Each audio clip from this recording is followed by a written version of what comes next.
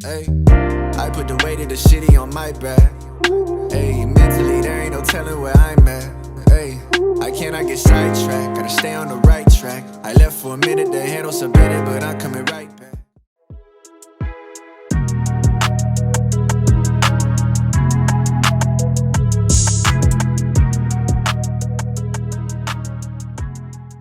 Yo. We are back from the break. Yes, sir.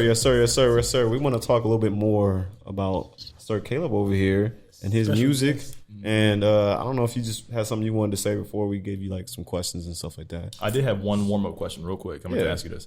All right, so about the Kendrick thing. I know these two didn't like the features that he had with Baby Keem. Mm-hmm. How'd you feel about it? Just that one part I didn't like. What part are you talking about? Amazing, brother. I have a theory. Top of the morning. I have a theory. Let's get that shit. I was like, bro, let's start Let's rapping.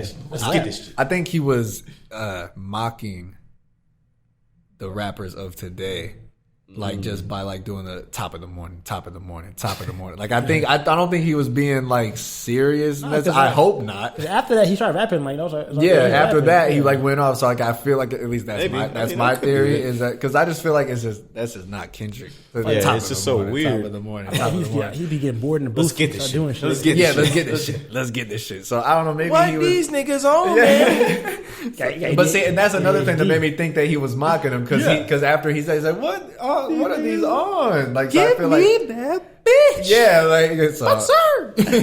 But no, I feel how like Rolling gang. a lot of Kendrick fans Rolling were gang. caught up. Nah, bro. He's Baby Keem. That was the realest part. He just switch up. He's Baby Keem. I feel like he'd be getting like bored in the booth. He got ADHD or some shit like that. Man, he might. Maybe. Start saying real shit. That's what that song sticks out to me, man. I have ADHD. I fuck with that kind of music. You know what I mean? That's fine. That's fine. Roller gang. Just want to like talk about how like you started like making music and like where it came from. Let's see. So I was like been into making music since I was like 10, 12 years old. My friend lived across the street from me. Shout out Ty Lee. His dad made music, and he was known around Richmond. Lee Hampton. He went by Leak Dog. But like he used to rap in his basement, and he had like a studio set up. Yeah. And so just us being kids over there, he was like, "Oh, hop on the mic."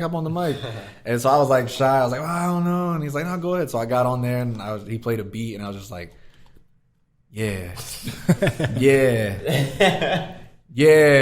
And he stopped. He's like, "Yo, eventually you gotta go." And I was like, "Well, I don't have nothing." And so like we went up. So I had to go upstairs and like write something. And then I don't know, just like a lot of people hate hearing their voice, I guess, like back. But as a kid, I liked hearing it. That was so cool. Yeah, I enjoyed hearing it. And then I remember I got like a karaoke machine for Christmas one year, and I never used it for karaoke. I just like figured out how to get like, this was like when cassettes were still a thing. Mm-hmm. And so like I would just get like a blank cassette tape and put it into the karaoke machine. What year was this? It was like 2005.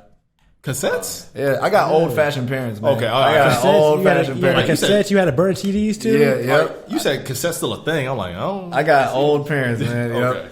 Yep. So yeah, but other than that was it. And then obviously like I was just a kid, and then I played sports through high school. I played basketball, and then my senior year was kind of like this thing. Basketball's not really going anywhere. Yeah. So, and then I was still like writing music on the side, but nobody knew like in school. And then I started making it known, and then it was kind of like people started hating on it or whatever. But I was like, I mean, whatever. Yeah, fuck and yeah. we were all getting ready to graduate, so I was like, I ain't ever gonna fucking see bitches again. Like I don't care. Like I'll make whatever I want. So everybody went off to college, and I was still living with my dad, and then I was just making music, and it was like probably 19, 20. I like stopped. I was still writing, but I wasn't putting out anything. I was so like for 2 years, I was just like trying to hone my craft and practice. And then like a couple years later, I met my wife, and then I moved down by Louisville, by Jeffersonville and all that. And then started doing these front seat freestyles in my car because I didn't have a studio set up. I had to get my mic fixed because somehow it got broke just from being old and just being used and torn apart and shit. And so we just recorded me rapping in my car, and then that kind of like went semi-viral like on YouTube and stuff. And I ended up linking with this YouTube channel that was posting like the freestyles, and it would get like 40,000, 50,000 views, and then finally saved up money to get a computer, and then got my mic fixed, and been back at it ever since. That's what's up, bro. So yeah. But no, it all started in my friend's basement, basically. It's usually how it goes. It's in the basement. Yeah. Just do what you got to do. Yeah. Use what you have. I like that. Was there anybody that you like kind of like just like studied a lot, just like how they flowed or how they rapped? Cole, easily. Cole, easily. Like that's who I don't know who it was, but I watched an interview. It was a rapper, and he basically was saying like the best way to practice. It actually might have been Cole, but he was just saying like to rap with your favorites, basically. Like that's how you get your breath control down. That's how you get the flow down. And so Cole, I mean, there's not a flow that he hasn't. Yeah. There's not a flow that he hasn't touched. So it's like I just rap along with him all day. So it's basically like Cole, Kendrick. Like I just like the way that they maneuver their careers and shit. So they're two that I take notes from for sure. I don't know. Breath control was a thing for a lot of musicians. Oh yeah, for sure. That's one of the most important things. Yeah, especially on stage. Like even like I know a lot of people, they don't think that like rappers and stuff, but because there's like especially nowadays a lot of rappers just have the backing track and they just do ad libs. Yeah. But I like to give the full experience of like rapping straight, or it's like in the studio doing one takes. I don't like to like punch in and stuff. It doesn't feel as natural. So it's like breath control is like a real thing. Like it's real, like in your stomach. It takes some training for sure. Oh, that's dope, bro. What? Because you mentioned the mics, and I relate to that so much. What shortcomings and lessons have you learned from like getting new pieces of tech to help improve your music output? I have the same microphone I've had since I was 17. Are you serious? Same microphone. I got it from Sweetwater. Yeah, up in Fort Wayne? They probably have them everywhere. Yeah, I forget where it was. It might have been because it was a good drive. It was like a 2-3 hour drive, and went to go check it out. Didn't even buy one yet because my mom was like, "Nah, I need to restart. I'm not about to just spend all this money on a mic." And I was like, "We're here. Like we just drove all the way here." So I got that mic and then used it for a few years, and then like I said, it just stopped working, and so I didn't have like any money to fix or anything. So I got a hold of Sweetwater, and they're like, "Well, you should. What's the serial number?" And so thank God, like it was like a 10-year warranty or something. Oh damn! Yeah, the warranty and the warranty man. So I was like, so I could just send it, and it was like, yeah, just send it, and we'll. I was like, damn. So like probably not even a month. I sent it, they sent it back, and then I mean, the only thing is just I went from Audacity, which is like a free, we use that free software. So that's what bro. That's what I used to have. I got all my old songs on like on this old laptop that's like the computer busted and like Audacity. That's what I used to use. So I went from Audacity to GarageBand, and then GarageBand is actually not that bad, bro. Bro, a lot of people shit on GarageBand. It's damn near like Logic. That's what I use now is Logic. But other than that, I use the same microphone.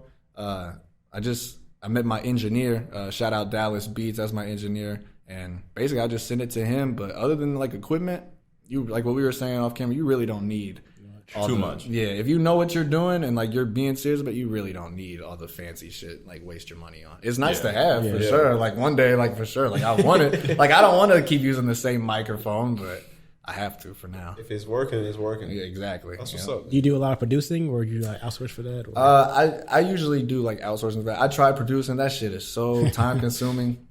One day I want to learn. Like I want to learn all that shit. I feel like it'll be a game changer for me. Like once I can do all that shit myself. But right now I just like give beats from like other producers and shit. Like some around Indiana, some just all over the world, country. I mean, even though you can't produce right now, like do you still have beats and some instrumentals in your head? You're like, okay, I want to experiment with this, but I can't really interpret it to other people to understand what I want to do. That's the most difficult. That's the most difficult part is trying to like have this sound that you have in your head and being like I have a song that I've been stuck on for like a month. It's fully written, but like there's not a beat that's like that fits. Like that. Like I can just rap over any beat. It'll be like, oh, that's solid. Yeah. But like you're not gonna go back and listen to it in 5 years. Yeah. Like I want to hear something that's like it never gets old. It never does anything. So that's one thing. I'm like, damn, if I could produce or play I'm starting to learn the piano slowly. So, but if I could produce, that would be dope. But I have a lot of melodies and all that shit in my head for sure. That's dope, yo.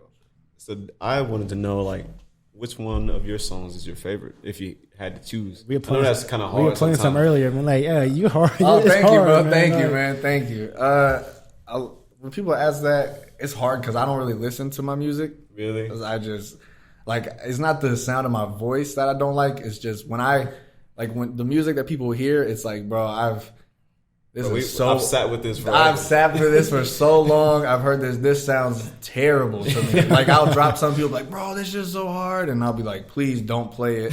Like don't play it around me. But probably my favorite would be Villain. That's my favorite. Yeah, too. that was my favorite. I like Hollywood. So. Oh, you like Hollywood? like Yeah, Hollywood. no, those two are my top favorite because they were like so spontaneous. Like I don't really like to put too much thought into it, and that's what I do too much of. Like I overthink way too much. And those songs, like one night I was just up, I got online, I found one beat to Villain, and I was like, damn, this shit's kind of fire. And so I bought it, played it, downloaded it, uploaded it, recorded it, and then like I showed my wife in the morning, and she was like, this is amazing. I was like, oh, for real? And at first it was just the first verse, and then I sent it to my engineer and had him like get all mixed up, and then I just put out a preview of it, and I was like, oh yeah, I'm just gonna this probably be like a little 50-second snippet, like on to the next song, like because I was over it at that point. And so then I put it out, and people started hitting me. They're like, yo, when's the song dropping?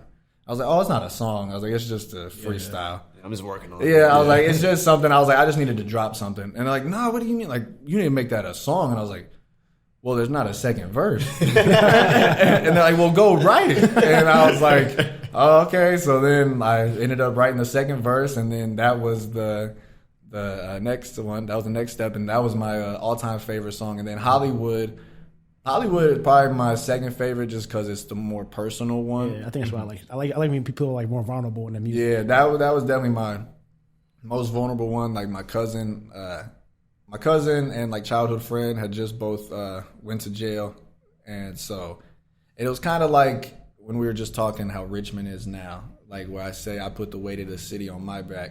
Like every day, it's like or every week, I feel like it's kid got shot.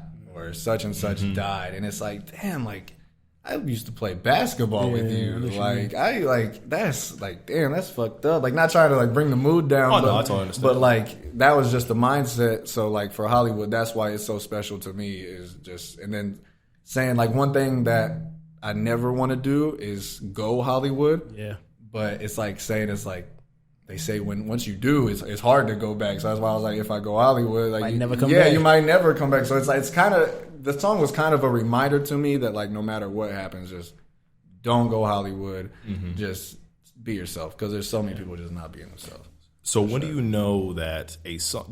I'm assuming you critique yourself a lot before you know a song is finished. What is that mindset like? The couple of days leading up when you're ready to complete a song, how do you know it's done and you're ready to publish it? It's just a feeling that I can't describe. Like I feel like a kid again. Like I'll get so frustrated and like I'll be wanting to just break my microphone, break everything, and like I've just done. Like I've quit music so many times. Like I'll be like I'm done. Like I'm done. We're gonna sell my equipment and we're gonna sell it for $1,000. Like I'm just done. But then I get those moments that it's like, oh, you did something. Like you got something, or it's like, and most of the time it's not even, oh, I know it's finished. It's just I'm just going, and then that's just it. Like it's just the vibe ends or something, and that's like the final product. That's the final product. That's why that's why I want to have more music out, but I don't because I overthink so much. But once I get to the point where once I get to the point of not overthinking, it'll be a wrap.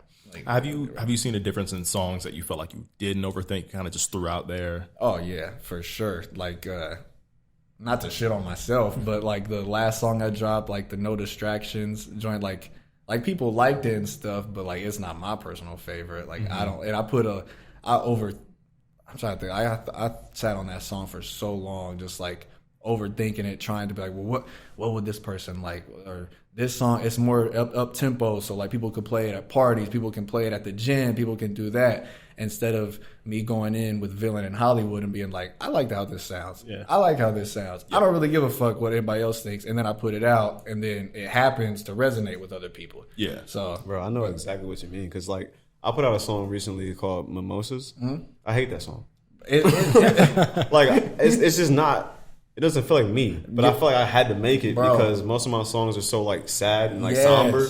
I was like, I need something uplifting and fun. And people are like, oh, this is great. Like, you should make more like this. And I'm like, but fuck that. Yes, bro. Yes. Like the other one's better. I like the other one better. So hey, I appreciate it. Yeah, like a lot of people, like a lot of my friends, especially being from Richmond, like they're into the trap music and type stuff. That's the sound. Yeah, like they don't listen to J. Cole. Like they're just like he might have a hot verse that's like but like they don't listen to J. Cole. Like he's boring to those people or whatever. But so I have people in my ear that it's like, bro, like Lil Baby will drop some shit or like Lil Durk or something, and they're like, bro, you need to like you gotta go in, and it's just like that's not me. Yeah. Like that's just not me. Like it's dope. Like I listen to it and stuff, and it's like I can rap on that beat. But then when I listen back, like there's just a part of me that's like that ain't it's not me. That's not you. It's just I'm not proud of it. Because like if it's not you, then like it works. You got to keep doing that over and over again. Yeah, and it's not really organic. Yeah, and then you stuck. Exactly, and that's why like I want to make like different types of songs. Because like I said, like it's cool. Like one day I might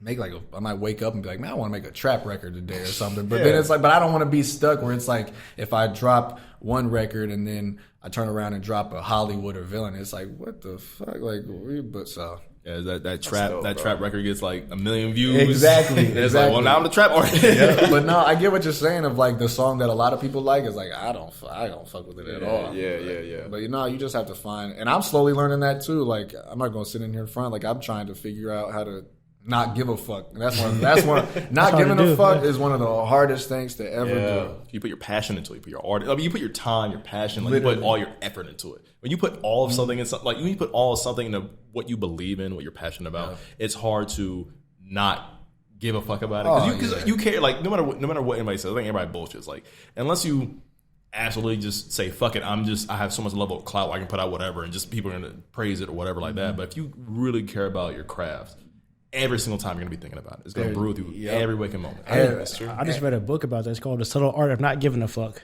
That's the name of the book. I need to grab that and one. Like it just we talk about like why would you care so much about other people's opinion? Like if you're happy with this shit, like yo. Bro, and it's so much easier said than done. It is. Like and I'll look at myself in the mirror and I'll be like, who gives a fuck? Like it don't and then I'll go in the studio and I'll be like, but these people might like this kind of song. Like and I hate it. It's hard getting out your own head. It is very hard. It's one of the hardest things for sure. Have you noticed yourself getting into a fad style of rapping multiple times? Like what kind of like, people are like, oh, I'm gonna copy like Lil Yachty. Oh, I'm gonna copy Juice WRLD. I'm gonna copy who else? Who else people copy a lot? Not Drake, because Drake's a master copy. No, but like there's like a lot of like they do. I know what you mean. Like a lot of that Detroit style too. Like there's like a lot of people like rap like that. Atlanta type shit. Yeah. I won't ever put it out, but like I'll find myself in the studio like finding different beats, and then I'll start rapping to it, and then I'll hear it back, and then I'll be like, what the fuck are you doing? Like stop trying to be who. Like this is not you. So but. I think that's just part of just trying to find yourself. Is just I think you have to go through that. I think it's important too, to have those bullshit moments, or you just like I'm just gonna freestyle right quick and get some shit out. Yep. And then like you come back like, oh shit, I can use this right here.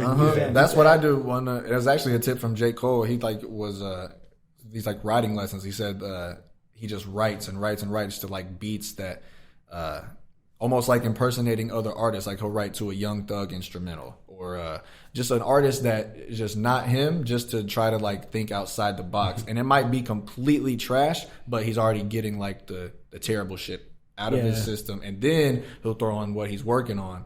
And so I don't know. I thought that was dope. Yeah, that makes sense. Absolutely. I saw something from Walt the other day. Walt is one of my favorite rappers. He tweeted, he was like, yo, it's okay to go in a booth and like for a couple of days when you have writer's block. It's like spit some bullshit out right quick, you know? Yeah, it happens. Like you get writer's block sometimes, like you don't know what to do no more. Well, when I wrote Villain, that McChicken line was supposed to be a throw. Like I was like, they sold your soul for like 3 McChickens. Like that was just me. I had writer's block, hard, bro. And then I kept it in there and I showed her. I was like, that shit was kind of hard. Like 3 McChickens. Hey, bro, you gotta keep like. I feel like cause like I don't rap or make music, but like I play basketball, and like so like it's feel like just going to the gym and just like getting shots up. Just getting some shots up right quick. It don't mean much. No, but it translates. It does like translate. Yeah, it translates to that shit. No, so I think sports and music translate a lot. I think there's a lot of similarities in there. But no, I get what you're saying. Like going in there and you might just be shooting threes or something, but like at the end of the day, you're still getting reps up. That's why like it's kind of annoying that I'm like this. But like I said, when I listen to like my favorite artists, like I have to rap along. So like I can't just enjoy music anymore. It's like, nah, this is me practicing. Like I gotta rap. Like this is me practicing the flow, practicing breath control. So. That's really dope. I like that. That's cool. Bro. When does it not feel like? To that point, when does it not feel like work? Probably like I said, when I get that feeling, like that like a kid again, or like I just like I'm gonna love this. Like I made something that like I can listen to every day. Like it just feels like complete fun. That's back to Villain in Hollywood. Those are the 2 favorite songs because I would say that's when I probably had the most fun. Like it just didn't feel like I was trying to please anyone. I wasn't trying to make it. I wasn't trying to gain anything from it. I was literally just vibing and just having a good time by myself in the studio. So yeah, I'd say just those 2 songs are probably the only times I didn't stress myself out. Other than that, I stressed out about every other song that I have out. You have another question? No, I think I'm good on questions. I have like a silly one, but like you ever get compared to Russ? Every day. I didn't want to say it. I knew you said it first. I didn't want to say every day. It's cool though. I fuck with Russ. Like I like Russ. Russ is dope. Yeah, I just like his like I don't know how many people look into like other stuff besides the music, but he's really into like just being independent, and owning your own shit. Yeah, owning your own shit, and that's, I like Russ too. So I mean, like that's what I'm into. Like I'm not with the bullshit. Like I just want to be myself. Like I want to make it and put my homies on, my family. Like I want to take care of my family. I want to take care of my friends. Like I enjoy little like wholesome, friend groups like this. Like I appreciate like natural shit. Yeah. And so I just feel like, but yeah, I get Russ comparisons all the time, especially ever since I grew my hair out every day. Jesus or Russ. Hey, that's not too bad. People to be compared. That's what I'm saying. I'm like, at first, I was like, man, let me be me. But it's like I could be compared to worse. Yeah, like, I could be compared to a lot. Like I could be compared to a bum. Like, so real quick, Caleb, I wanted to ask you. So right now we live in 2022, right? And so everybody has their own method of putting themselves out there. What have you done to modernize your distribution of music? That's a good question. I would say I'm working on it right now. And I don't think I've really I don't think I've sat down and tried to map out a specific plan until recently. Because recently I was just kind of just putting out stuff. Like there was really no plan behind it. But I found out that the main thing is just stay consistent.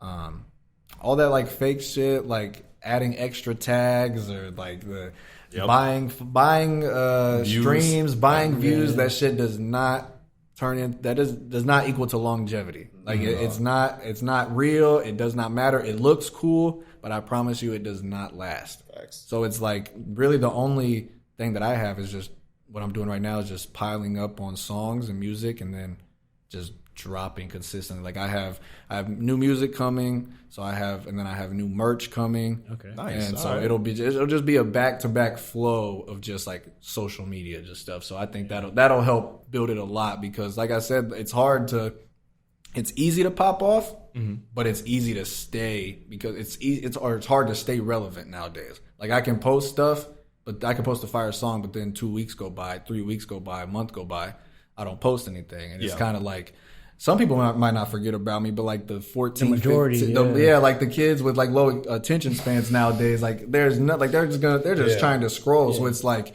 I'm trying to adjust, kind of like how we feel so behind. Like I'm trying to adjust. Like I'm used to Kendrick, J. Cole, my rappers. They drop every 2, 3, 5 years. Like they don't drop every week, every month, season. Every season. But it's like nowadays, like as much as people want to talk about NBA YoungBoy, I don't listen to him, but that dude drops He a drops song and like a right. it goes like on YouTube. Yeah. His numbers are crazy. crazy. So it's like that's what I'm trying to adjust. Is just like the time, like you said, 2022. You on TikTok? I am. I was gonna actually go there. Like, what's your social media presence like?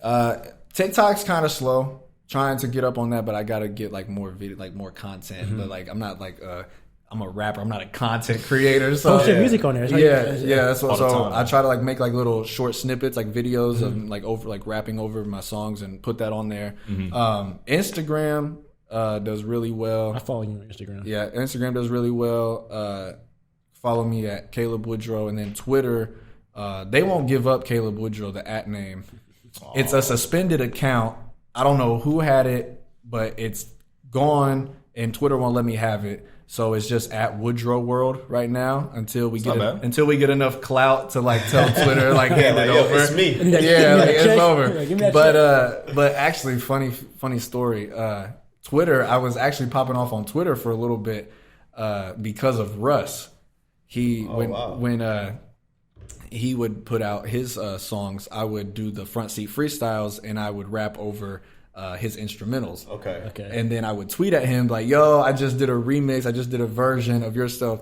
And like he wouldn't see it and acknowledge it, but like all his fans would comment and be like, "Yo, this Russ Jr., this the next Russ, this Russ in the making." The worst thing I got called was someone said, "This Russ from Wish.com." Oh, damn. But I thought, Wish. hey, I'm a Joe. I like Joe. It's all good. But nah.